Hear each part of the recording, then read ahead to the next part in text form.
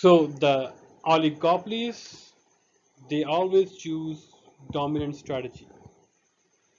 So that are the strategic decisions that they just talk about that. So they both confess, it means that is the dominant strategy. So they will choose what is best suited for them, not for others, right? Regardless of other players. Okay. So cooperation is difficult to maintain because cooperation is not best interest of individual player. So similarly with this Jack and Jill example, what if Jack produces uh,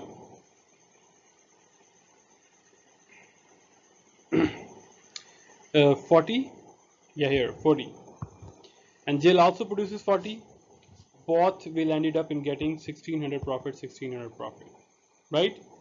What if Jack produce 30 gallon and Jill produce 40 gallons? Jack will end up getting 1500 profit and Jill will get it up 2000. What if Jack produce higher and Jill produce lower? Jack will be at benefit earning 2000 and Jill will be earning 1500. The last one, if both produces at 30 gallon, both will be earning 1800 profit. Even then, they are better off cooperating with producing 30 each. So they choose dominant strategy. Either they earn 1800, the promised one, or either they earn 2000, right? Instead, because there is a huge opportunity, if one of them get 2000, the other will get 15, right? So there is a huge opportunity to cheat. So instead, both ended up producing 40 gallons and ended up earning 1600, less than the promised one. So what is the dominant strategy here? Both will produce 40. So this strategy is called dominant strategy.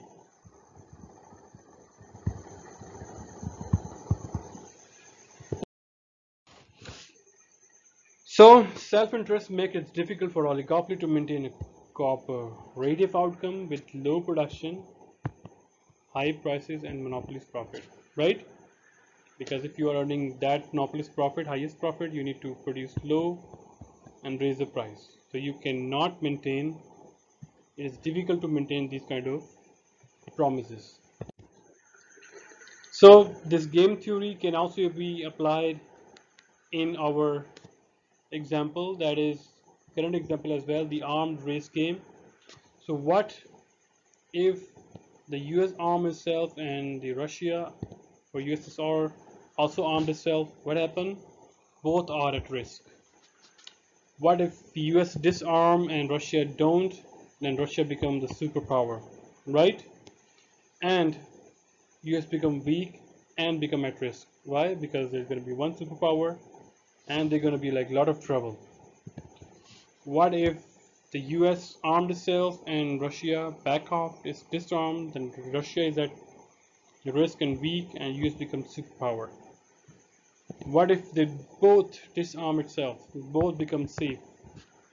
So if even then the cooperation is good for them, even then they are not cooperating each other. Why? Because of this self-interest.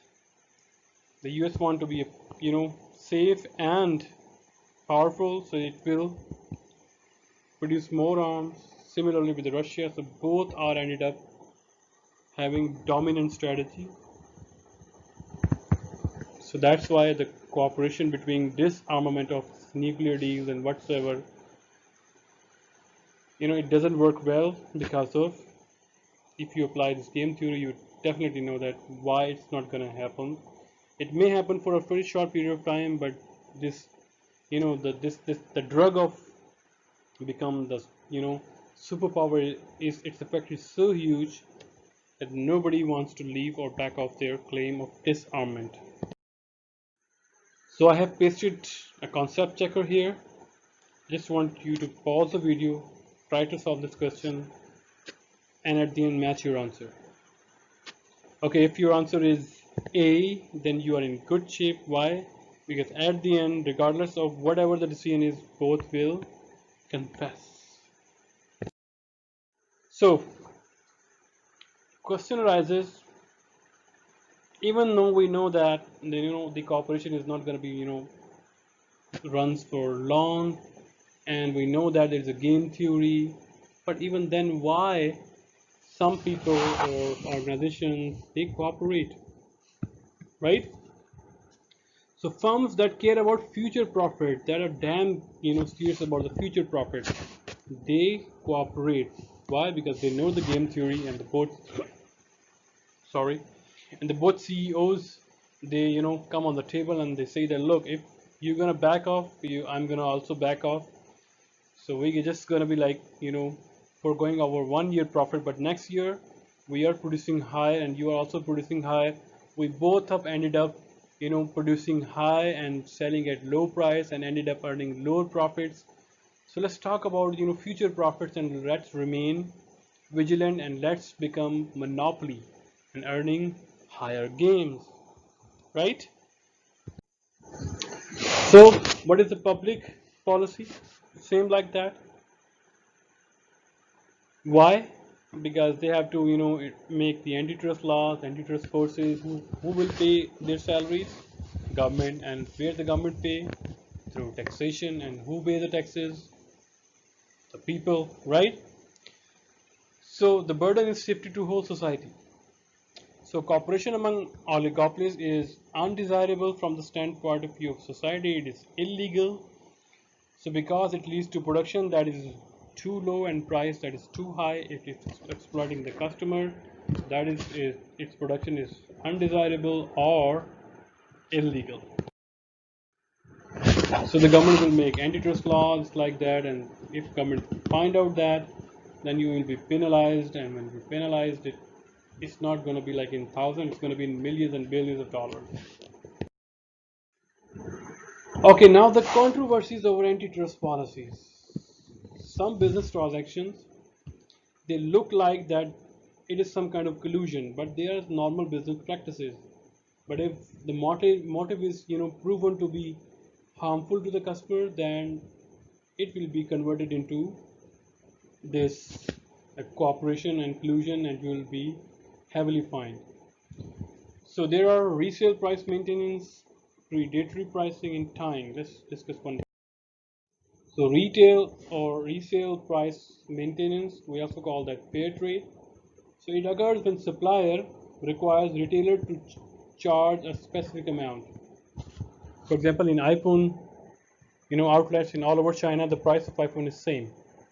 Even that outlet which is close to the factory, there is no transportation or very low transportation cost. Even then, the price is same, right? The price is same, even in all over you know, the Apple outlets. It looks like that the retailers they have made collusion that they are not going to decrease the price, right? But it's also called the fair trade. Normally happens to maintain the equity and brand recognition, and and the price conception regarding the company and their brand. The other one is predatory pricing. It occurs when a large firm begins to cut the price of its products with the intent of driving its competitors out of the market. If find out, it is illegal, but it is sometimes also normal. What happened to cut out the competition. So company can say that, look, my cost is lower, my MC is lower, so I'm just gonna decrease the price. So what happened? I'm just getting more market share because other customers are switching to my product and they are getting a low price. So the intention is maybe that there may be the price of their product or the cost of the product is lower, so that's why they are decreasing the price. But intention can be some kind of is that they are wiping out the competition. The third one is tying. So when a firm offers two or more products together as a single rather than separately, for example, the bundle up the product and the bundle up the product, so it looks like they are having a collusion. For example, the Beats handsets or microphones, or the speaker when you buy the Apple. These are two companies, right? Beats and the Apple, and they are giving you a package.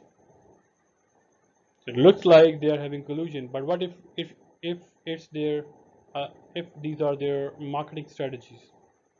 If that is the marketing strategy, then it is good. But if they are making it like compulsorily, for example, if you have to buy the Apple, you have to buy the Beats headsets, then that looks like collusion. And if government find out there is enough proof of that, then it becomes illegal and you will be penalized or fined heavily.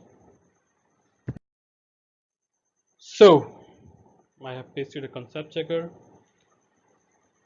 So I just want you to pause the video and try to guess the answer, and at the end match your answer.